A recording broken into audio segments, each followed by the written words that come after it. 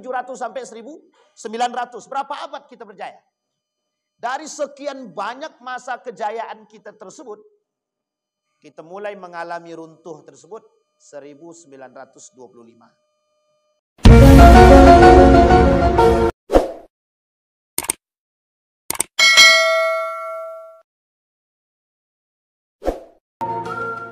Assalamualaikum warahmatullahi wabarakatuh.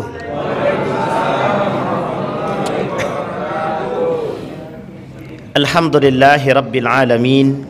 Alhamdulillahilladzi an'ama bi ni'matil iman wal islam bihima tatimmus salihat.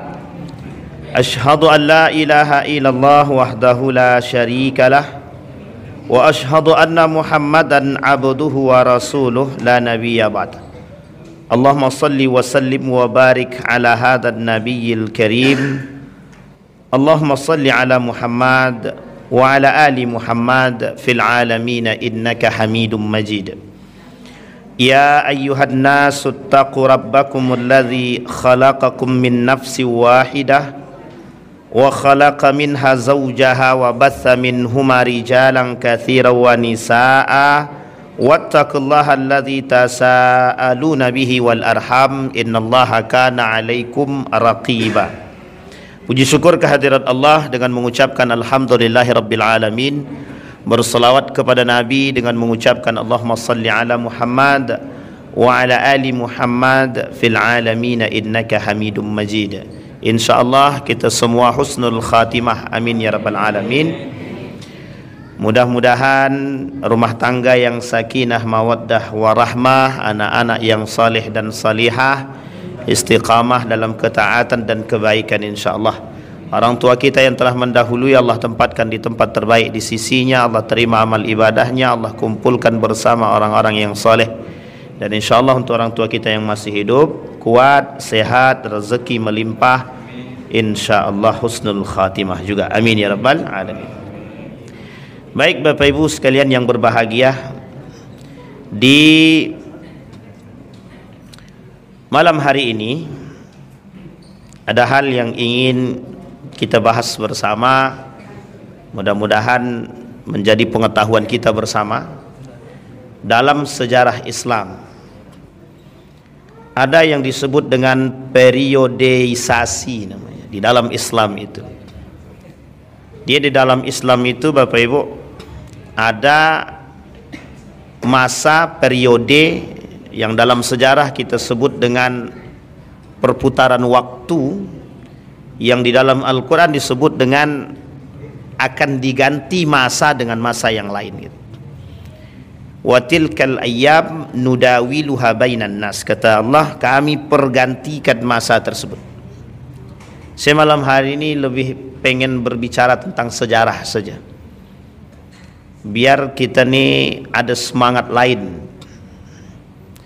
Dalam sejarah kebangkitan Islam itu kita lihat periodenya itu oleh orientalis dari Eropa itu bilang The Dark Age. Dark Age itu namanya masa kegelapan. Masa gelap itu bagi kita masa terang, namanya Golden Age of Islam. Ada namanya Montgomery Watt, seorang orientalis, menuliskan begitu, kata dia The Golden Age of Islam. Ada masa-masa kejayaan Islam itu. Pada masa kejayaan Islam itu dianggap masa yang paling menguntungkan bagi umat Islam itu sendiri. Kita ambil masa tersebut, lebih tepatnya dari abad ke-7 sampai abad ke-10, cemerlang sangat, karena Nabi masih hidup. Tapi pada itu sudah lewat batas Nabi Muhammad, para sahabat. Disebut masa itu masa gemilang, the Golden Age of Islam, masa di mana kejayaan Islam. Oleh orientalis itu tak dianggap sebagai masa kejayaan. Oleh orientalis dianggap sebagai Dark Age, masa kegelapan.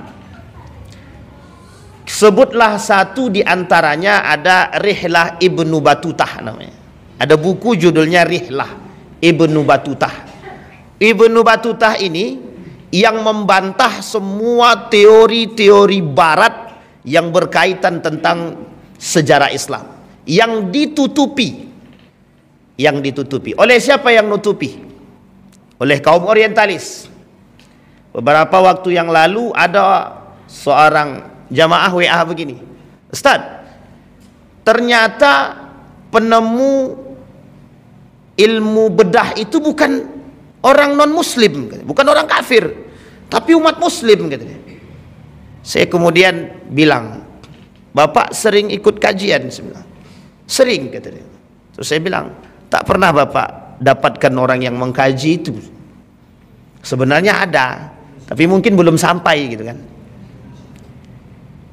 Dalam hal tersebut saya pernah dikirimkan PDF, Bapak Ibu, sekitar 5.000 lebih halamannya. Judulnya itu At-Tib. At-Tib itu karangan langsung daripada Ibnu Sina, langsung dikarang oleh Ibnu Sina. Di rumah saya sekarang ada buku tebal setebalnya itu tentang persoalan pajak. Itu penemunya bukan orang kafir itu.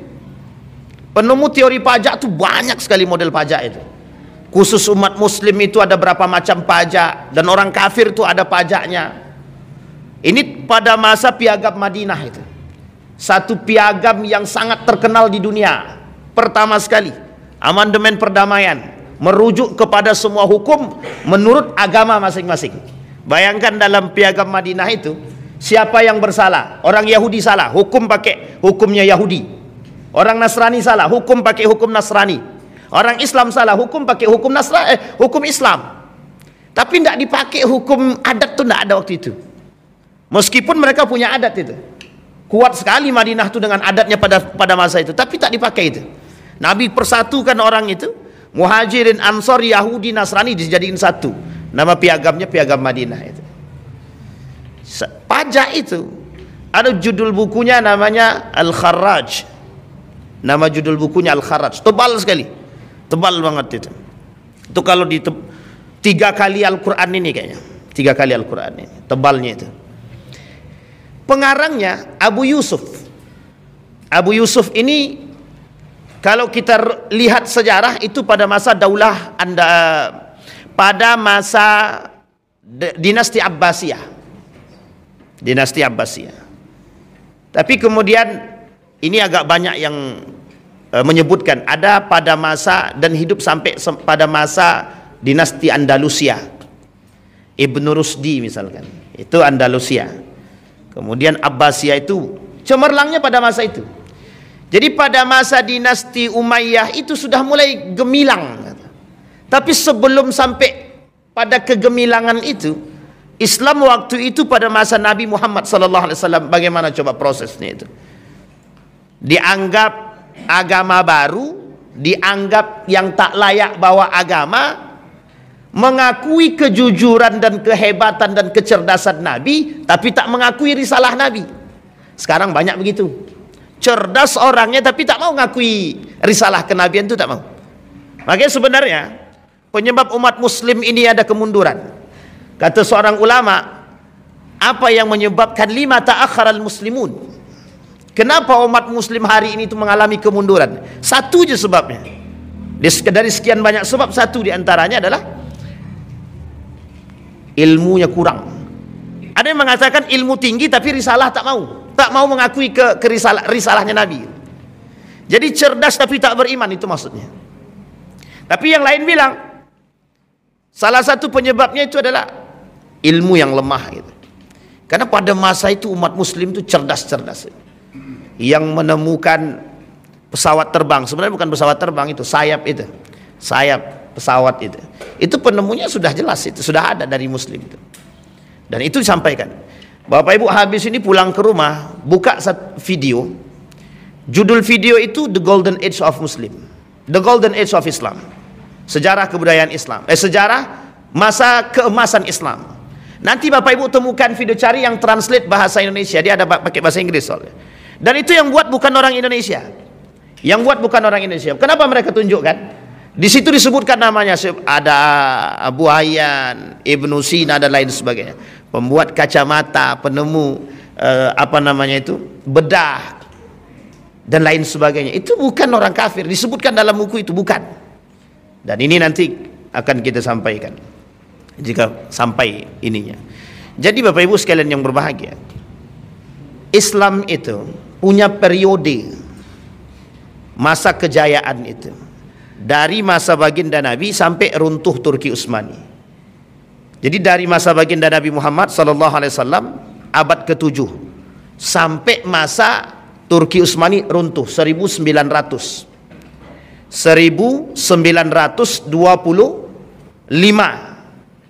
Sekarang dari masa baginda Nabi, dari masa baginda Nabi berapa? Kita hitung dari Nabi pindah ke Madinah. Nabi pindah ke Madinah, tahun selanjutnya tahun kedua Nabi pindah, baru terhitung 1 Hijriah. Berarti dari tahun itu sampai tahun 1900. Ini Hijriah, ini Masehinya. Dari tahun kedua Hijriah sampai 1300 sekian. Berapa itu? 1925 itu berapa Hijriahnya? Bapak Ibu hitunglah. Dan itu jauh sekali Pak, dari 700, nggak usah jauh-jauh, dari 700 sampai 1900, berapa abad kita berjaya? Dari sekian banyak masa kejayaan kita tersebut, kita mulai mengalami runtuh tersebut 1925. Tapi lebih tepatnya 1923 itu sudah mulai runtuh. Udah mulai runtuh semua itu. Udah tidak kita temukan orang yang cerdas, tidak kita temukan orang-orang yang betul-betul beriman.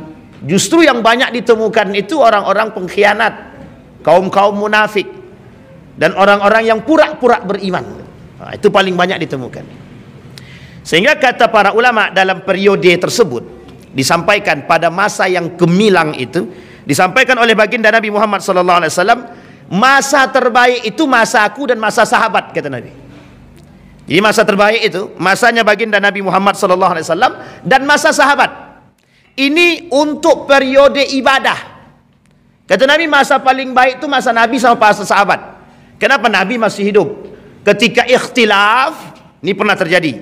Yang ikhtilaf itu Umar bin Khattab sama Marwan. Ketika Umar bin Khattab itu ikhtilaf dengan Marwan, ini sebab turunnya Al-Quran dalam 7 huruf. Jadi gini Bapak Ibu, Al-Quran itu dalam hadis Nabi turun dalam 7 huruf. Berapa huruf? Huruf apa aja? Ada yang tahu Bapak Ibu? Al-Quran ini turun dalam 7 huruf, kata Nabi. Wa anzalal Quran ala sab'ati ahruf. Kami turunkan Al-Quran dalam 7 huruf. Ini oleh para ahli ilmu Al-Quran dibahas. Yang dimaksud dengan 7 huruf itu bukan alif, ba, ta, sa, jim, bukan. Tapi apa namanya Bapak Ibu? Bukan ikra, tapi dialektika bahasa Arab pada masanya. Yang tertinggi dialektikanya disebut dengan Quraisy.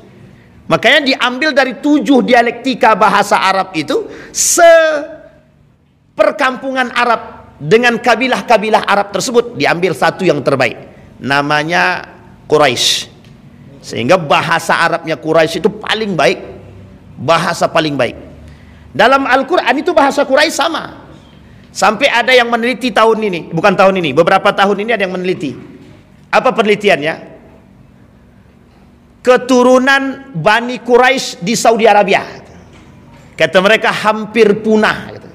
Jadi kalau punah berarti kiamat selesai. Kenapa kita katakan kiamat gitu? Karena posisinya baginda Nabi dari Quraisy. Kalau Nabi dari Quraisy, akan datang Imam Mahdi dan turun Imam Mahdi dari golonganku, kata Nabi, keturunanku, kata Nabi. Berarti kira-kira keturunan Quraisy atau bukan? Keturunan Quraisy atau bukan? Kalau keturunan Quraisy kemudian dikatakan hampir punah, bisa jadi tanda kiamat semakin dekat. Ini dalam teori keturunan. Sehingga mohon maaf Bapak Ibu, itu di Saudi sekarang dilakukan penelitian tentang Quraisy tersebut. Bapak Ibu kalau ke Mekah, orang Mekah hari ini, orang Arab hari ini, Bapak Ibu dengarkan, bahasa Arab yang mereka pakai resmi apa tidak? Tidak resmi Pak. Fulan, fentaruh, gini, tahan suai. Istibqa, itu bukan bahasa Arab resmi Pak. Itu bahasa pasaran. Sama kayak kita ngomong bahasa biasa. Enco, komai yang lu, komai gitu. Tahu Bapak Ibu? Ya kayak gitu bahasa orang Arab sama itu. Dialektika Arab, dialektika Saudi, dialektika Yaman, Libanon tuh beda-beda. Meskipun Arab semua itu. Makanya kalau ada orang Indonesia bisa berbahasa Arab fasih, itu sangat dihormati. Assalamualaikum, waalaikumsalam. Ila aina tadhhab? Itu seolah-olah bagi mereka, wow, hari ini. Kenapa dianggap wow? Dianggap kita ini seorang muta'alim, pelajar terbaik. Karena mereka saking jarangnya mendengarkan dialektika bahasa Arab yang baik itu. Makanya Al-Quran sebut, diturunkan Al-Quran dalam 7 huruf. 7 huruf maksudnya 7 dialektika. Jadi suatu ketika Umar bin Khattab salat di belakang seorang sahabat Nabi. Ketika salat dibaca surat Ar-Rahman. Lah kok beda, kata Umar bin Khattab. Wah, ini udah nggak kusuk dalam salat nih, Umar bin Khattab udah nggak kusuk dalam salat ini. Kok beda nih, kata Umar bin Khattab.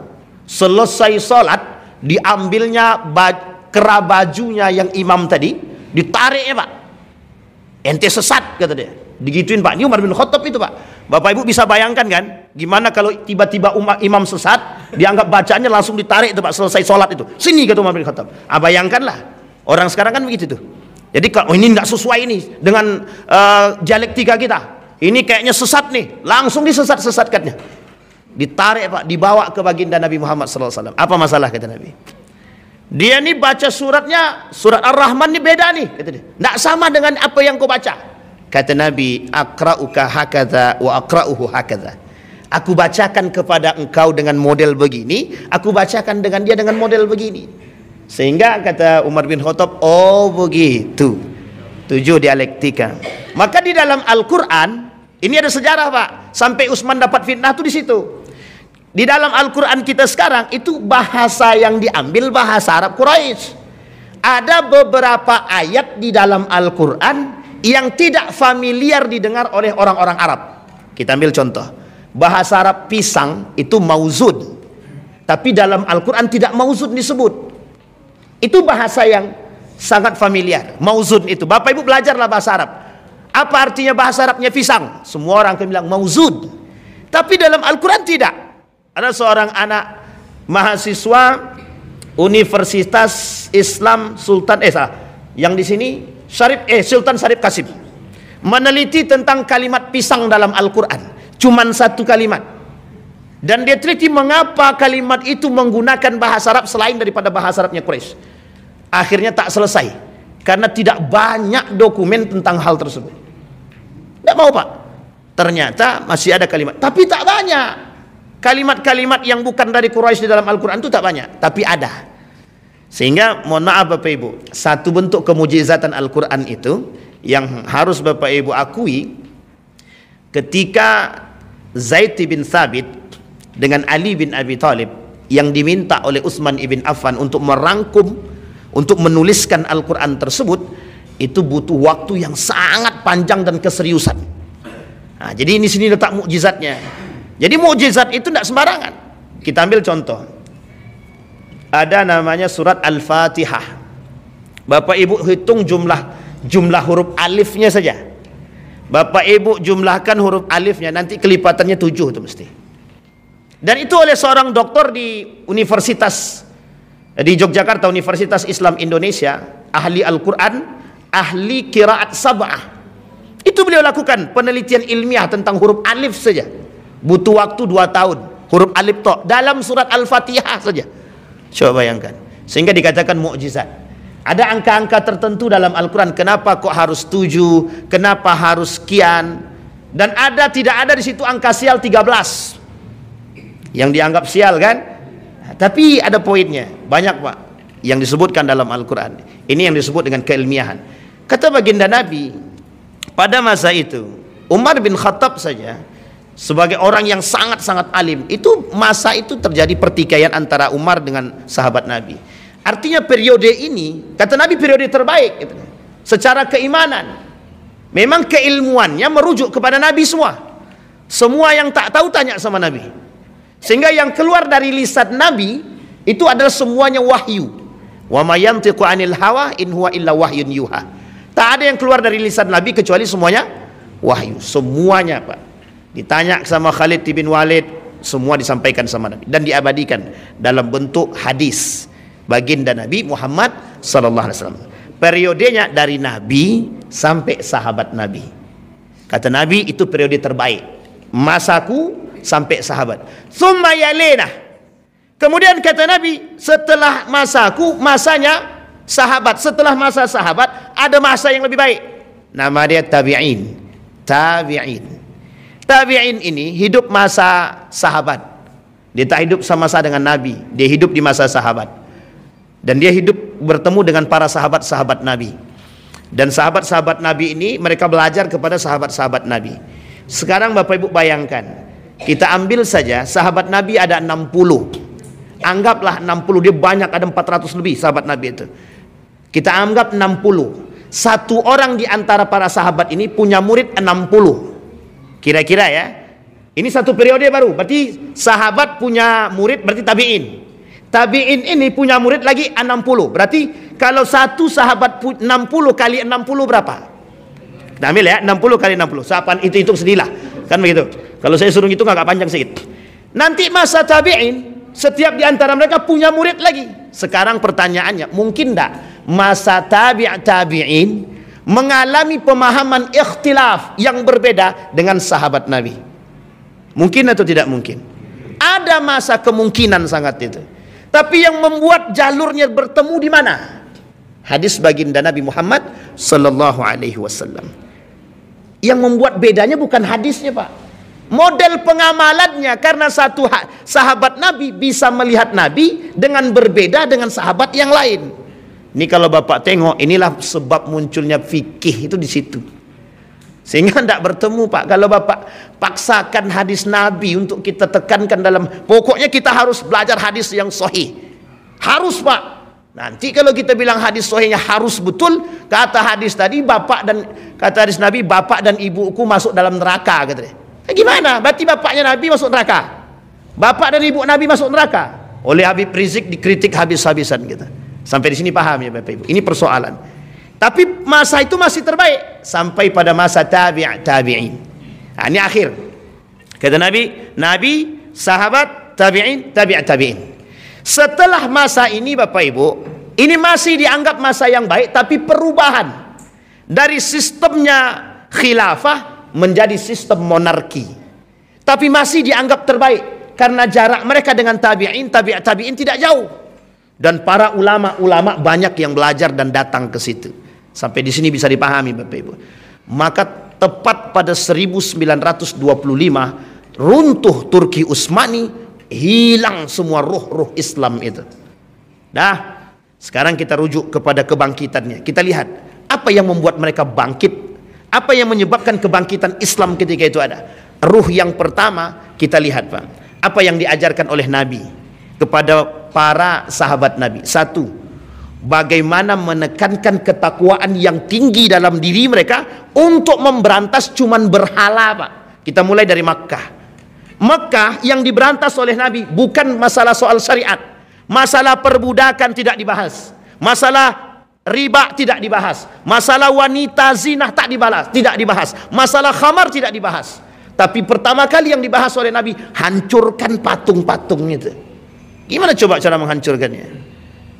Ketika patung-patung ini hendak dihancurkan, otomatis Pak, datang perlawanan yang keras dari mereka. Sehingga mereka tidak mau menerima Nabi. Kenapa? Tuhan yang dirubah. Tuhan sebelumnya siapa? Kata mereka, Wabilatta wal Uzza, demi Latah dan Uzza, kami akan membunuh Muhammad. Kan itu yang dikatakan oleh Umar bin Khattab. Hendak kemana kau Umar? Aku mau membunuh Muhammad.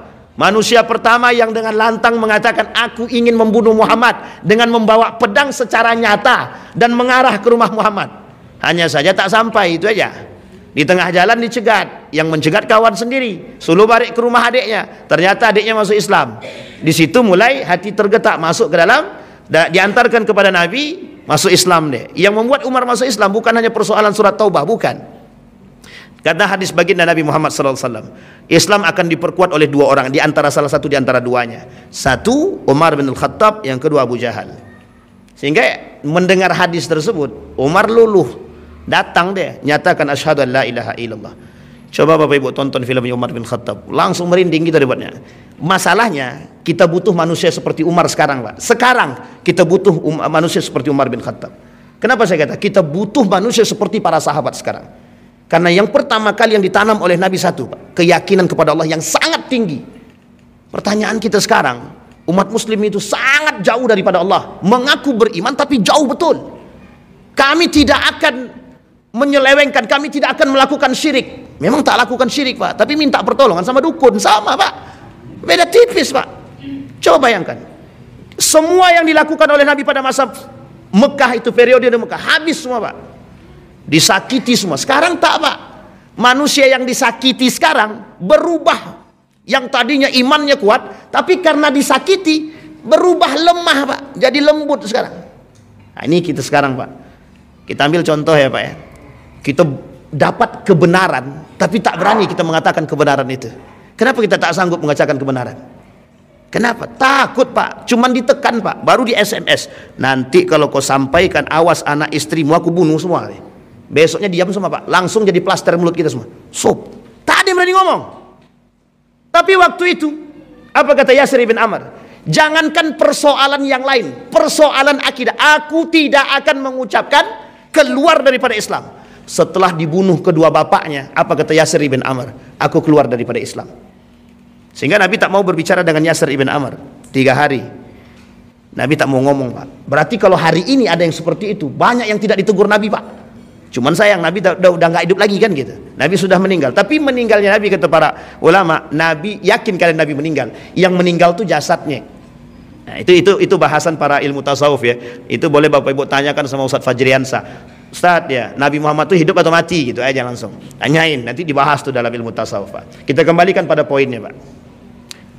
Kenapa waktu itu kuat? Keyakinan yang tinggi, Pak. Sehingga waktu itu orang miskin pun, mohon maaf ya, orang miskin, orang tak mampu, budak, yakin dia dengan Islam yang kuat. Masuk mereka ke dalam Islam karena satu keyakinannya, Pak. Tidak ada yang lain. Maka yang membuat Islam ini kuat sebenarnya keyakinan kepada Allah. Coba bayangkan, Pak, kalau kita semua punya keyakinan yang sama, yakin kita Allah itu satu dan kuat, maka kita tidak mungkin kita berharap pada yang lain kan. Kata para ulama, penyebab yang pertama kemunduran Islam, banyaknya umat muslim yang tidak bertakwa, kata dia. Kita tidak usah panjang-panjang, Pak, situ aja dulu. Kalau kita lihat begitu, hampir semua kita katakan, oh itu yang kita temukan sekarang gitu. Maka kalau seandainya Ali Khumaini mengatakan, kita umat muslim ini bersatu, kenapa kalian lemahkan kami, gitu deh. Kita mau jawab apa? Kita yang Sunni ini mau jawab apa? Kalau Syiah mengatakan demikian, kita yang Sunni ini mau jawab apa? Kami Syiah berani berperang, kalian Sunni ngapain gitu? Kita mau jawab apa, Pak? Tidak ada yang bisa kita jawab. Sampai di sini paham, Pak ya? Sampai di sini paham, Bapak Ibu? Jadi sekarang ini persoalan kita itu bukan di luar, Pak. Kita tarik ke dalam rumah tangga kita. Sekuat apa kita hari ini menanamkan akidah dalam anak? Sekuat apa? Satu. Yang kedua, ada penyebab kemunduran umat muslim selain daripada ketakwaan, hilangnya jihad. Kita lihat, Pak, apa yang tertanam dalam diri para sahabat ketika itu. Cuman satu, Pak. Berperang atau mati syahid. Mundur tidak, kembali tidak. Berperang menang atau kalah mati syahid. Kalaupun mati dia, Pak. Sehingga dalam perang Badar, perang pertama itu, perang Badar itu, apa kata Nabi? Jangan ada yang mencela ahlul Badar. Wa innahum min ahlil jannah. Mereka semua dari ahli surga, kata Nabi. Mencaci maki orang dalam perang Badar, kita bilang dia munafik sekalipun ada, tidak boleh, Pak. Meskipun ada. Tapi tak boleh. Kenapa? Mereka berani berperang, mau turun, Pak, untuk membela Islam. Sekarang pertanyaannya, kita ini tak mau membela Islam tuh, Pak. Mau, tapi ya begitulah. Mau kami, Ustaz, tapi kami tak punya tenaga. Itu bahasanya. Mau, Ustaz, tapi itu tapinya itu yang menjadi masalah kita sekarang. Kita mengaku membela Islam, tapi mengungkapkan kebenaran pun kita tak berani. Hanya karena tekanan, hanya karena takut dimutasi dan lain sebagainya. Mohon maaf ini, jangan nanti tersinggung Bapak Ibu. Ustadz enak, Ustadz bebas. Ya karena bebas itu maka enak. Tapi kalau kami ini tak bebas, kami PNS, bukan masalah, Pak. Bukan masalah. Kan dalam aturan PNS itu jelas tuh, Pak. Mana yang boleh, mana yang harus dipecat dan tidak dipecat itu sudah jelas di situ, Pak. Sejauh tidak melanggar aturan-aturan yang jelas. Pertanyaannya berbicara kebenaran, apakah itu menjadi sebuah persoalan? Paling dimutasi, Pak, dicabut tidak gitu. Dimutasi paling dicabut tidak. Nah, itu masalah Ustaz, mutasi itu masalah Ustaz, jauh dari anak kami Ustaz. Nah, itu dia masalahnya. Karena ini banyak bahasannya begitu Bapak Ibu. Persoalan kita bukan sampai di situ Pak. Persoalan kita yang meruntuhkan Islam itu siapa? Kita Pak, bukan orang lain. Kita masuk sejarah lagi yang ditanamkan sama Nabi. Apa kata Nabi? Kalian berperang, yakinkan keyakinan kalian dalam perang, kata Nabi. Aku yang berdoa kepada Allah. Nabi yang berdoa kepada Allah. Ketika Nabi berdoa kepada Allah, kemungkinkah kemenangan itu tak datang kepada Nabi? Tak mungkin Pak. Pertanyaannya, dalam jumlah yang sedikit, kam min fi'atin qalilatin ghalabat fi'atan katsirah. Kenapa kok bisa jumlah sedikit memenangkan jumlah yang besar? Itu karena doa. Bukan persoalan doa. Allah datangkan bantuan yang lain, seolah mata mereka melihat yang sedikit itu, tiba-tiba datang gerombolan yang baru yang datang. Itu kata para ulama. Karena Allah turunkan bantuan. Pertanyaannya sederhana kalau kita tarik Pak. Manusia yang datang meminta tolong kepada Allah, pasti Allah tolong. Itu pasti itu Pak. Apalagi dalam keadaan terjepit. Cuman masalahnya kita sekarang itu tak berani jihad. Apa kata Syekh Ramadan Al-Buti? Penyebab kemunduran umat muslim hari ini benci akan jihad, kata dia. Karena kebencian kita terhadap jihad. Hari ini kita tak bisa. Pertanyaan kita, kenapa kita takut dengan jihad? Kenapa kita tak mau berjihad? Kami sudah cukup saat jihad ekonomi, oke. Di antara yang paling lemah jihad ekonomi, tidak ada masalah Pak. Tapi ada jihad yang paling besar hari ini Pak untuk kita semua. Jihad mengatakan kebenaran dan tidak diam atas kesalahan. Itu yang paling penting Pak. Maka jihad ini kata para ulama, ada penulis kitab itu Irsyadul Ibad itu. Persoalan jihad ini persoalan serius. Kenapa saya katakan persoalan serius? Sebanyak ini umat muslim, sebanyak ini orang-orang yang mengaku beriman kepada Allah, yang datang sebagai garda terdepan sebagai seorang mujahid hanya segelintir umat Pak. Maka tak salah ketika baginda Nabi mengatakan yang hilang dari umat muslim itu adalah jihad. Kenapa dulu persoalan jihad ini persoalan sensitif? Karena membangkitkan gira semangat Pak. Sangat sensitif. Ini mohon maaf Pak ya. Ketika fatwa jihad oleh Mbah Hasim Al-Asy'ari, coba bayangkan semua turun Pak. Posisinya semua turun. Fatwanya cuma satu. Semua yang berjihad melawan penjajah, mati dia, mati syahid, masuk surga. Cuman itu yang diharapkan Pak. Ini pernah ingat kasusnya Habib Rizik Pak ya. Saya tidak bela Habib Rizik, tapi kasus ini sangat cemerlang pada masanya. Apa kita katakan? Satu perintah yang ditunggu waktu itu. Kalau jihad kita bilang mungkin jihad semua Pak. Buktinya datang tuh ramai manusia datang ke Monas itu Pak. Sekarang kita nggak tahu ya, tapi begitu posisinya. Artinya ketakutan orang kafir, ketakutan Eropa terhadap kekuatan yang seperti ini, itu sangat Pak. Jangan dikira Bapak Ibu yang melihat berita internasional ketika itu, ketika berkumpulnya umat muslim di Monas itu beritanya sampai ke internasional Pak. Apa beritanya? Kekhawatiran Eropa terhadap semangat jihad. Coba bayangkan. Itu saya baca betul berita itu, merinding saya Pak. Keluar dari berita-berita internasional itu cuma satu perkataan. Apa kata kaum-kaum orientalis itu? Kalau ini betul bertahan lama, habis kita. Coba bayangkan. Rasa jihad itu ternyata hilang, tergoreskan hanya karena kenikmatan dunia. Cinta terhadap yusaku antada alaikumul umam. Kata Nabi, kelak umat muslim itu pecah dan lemah gitu. Penyebab lemahnya cuma satu saja, duit. Cinta terhadap dunia, hubbud dunia wa karahiyatul maut, ar-rahan. Cinta terhadap dunia dan benci akan kematian. Dan itu ternyata sedikit demi sedikit kita lihat. Ada orang-orang yang dulu semangat kali, pokok juang gitu. Dikasih jabatan di atas, hilang cerita Pak. Nah, Bapak Ibu pandailah menilai itu siapa orang ya kan. Masih mending dia munafik dari awal gitu kan. Tapi kok munafiknya setengah-setengah gitu.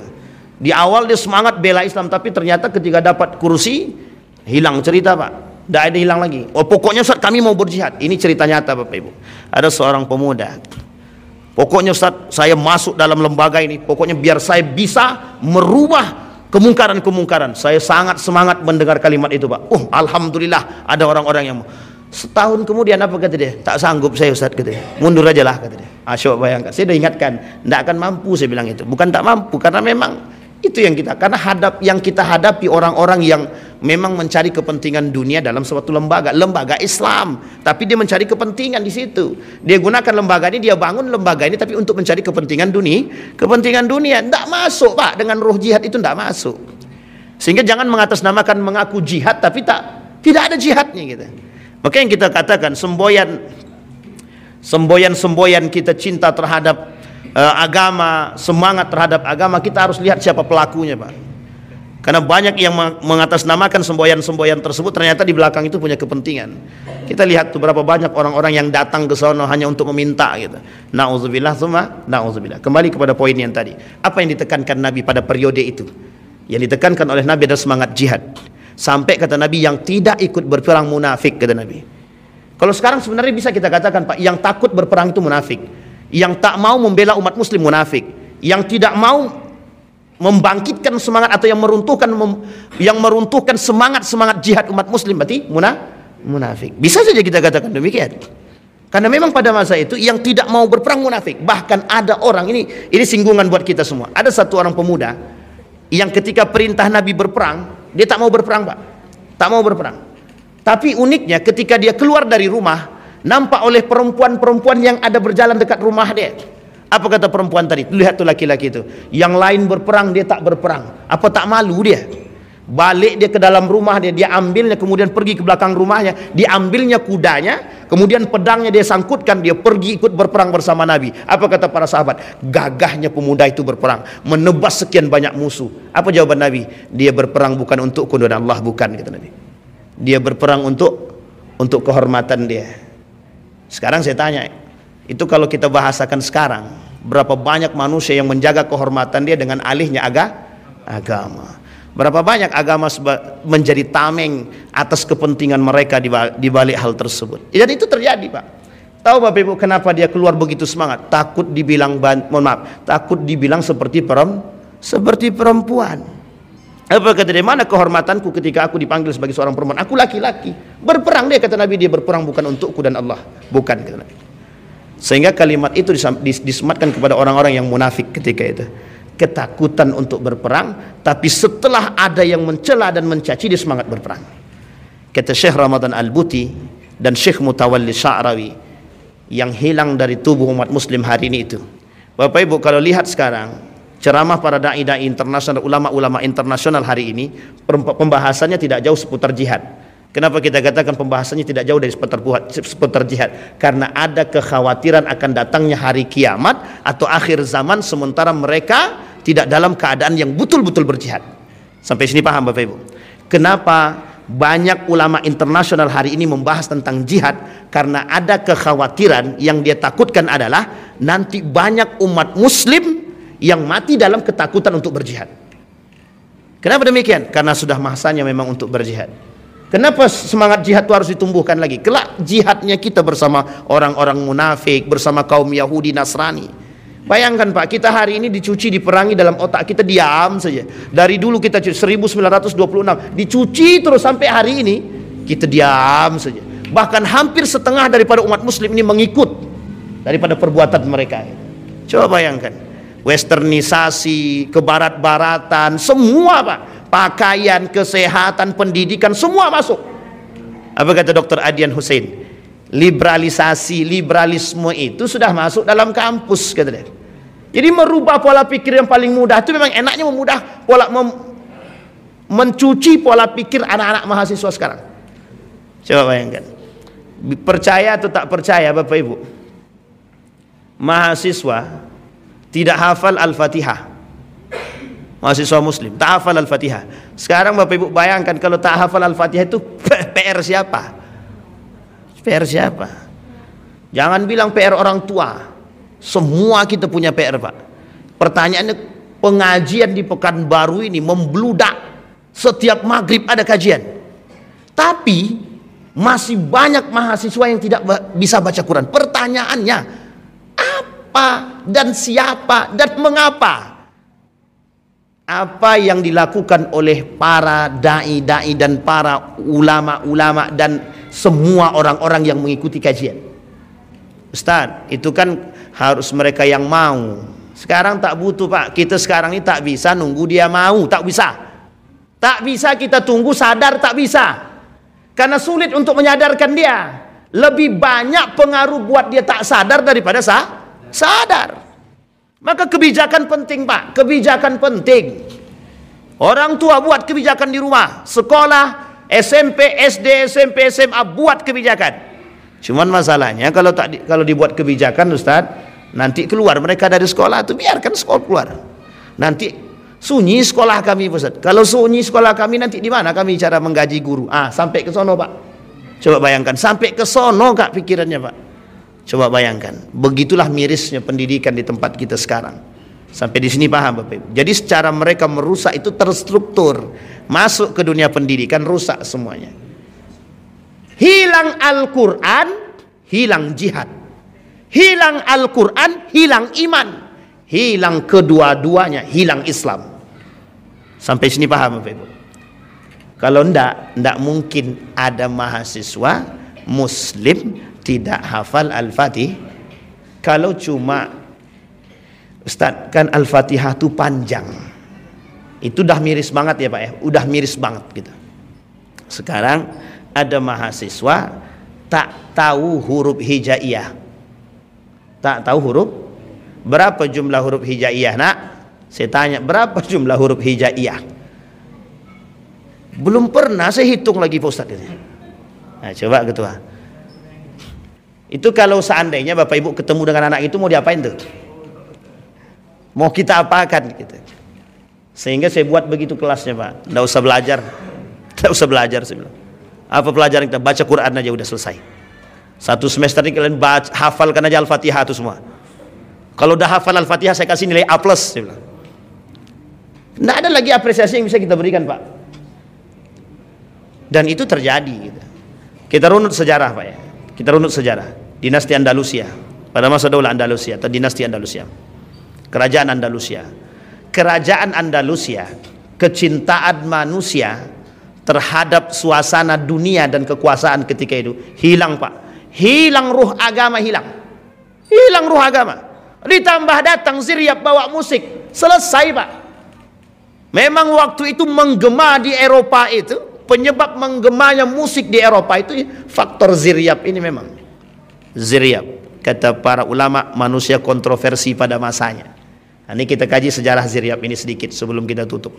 Jadi Bapak Ibu, ada namanya Ziryab. Ziryab ini, kata sebagian para ulama, dia hidup di masa dinasti Andalusia. Dia ini ahli seni, bukan seni bela diri ya, tapi dia bisa bermain musik, pandai bermain musik. Sehingga Ziryab ini membawa alunan musik itu di dinasti Andalusia ini. Dia perkenalkanlah kepada masyarakat tentang musik ini. Mohon maaf Pak, ternyata masyarakat senang mendengarkan musik tersebut. Sehingga akhirnya diundanglah Ziryab ini datang ke istana untuk mengajarkan orang-orang di istana itu musik, bermain alat-alat musik, kemudian membuat syair dan lain sebagainya. Apa yang terjadi? Tidak butuh waktu lama, semua orang-orang di Eropa ketika itu, Andalusia itu, Spanyol itu mencintai perbuatan musik itu.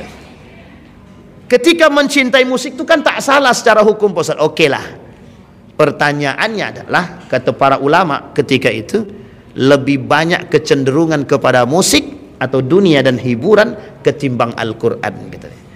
Jadi disebabkan oleh mereka ketika itu matinya Al-Quran dan Islam sebenarnya juga ada pada aspek munculnya musik di tengah Andalusia ketika itu. Sehingga redup Andalusia, hilang Al-Qurannya, hilang semangat jihadnya, hilang imannya, hilang Islamnya.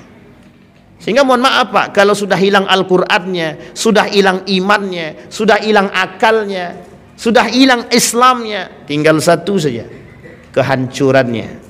Sehingga apa yang terjadi? Tak lama kemudian runtuh kerajaan Andalusia, runtuh. Meskipun ini salah satu penyebab dari sekian banyak sebab. Sampai di sini paham Bapak Ibu?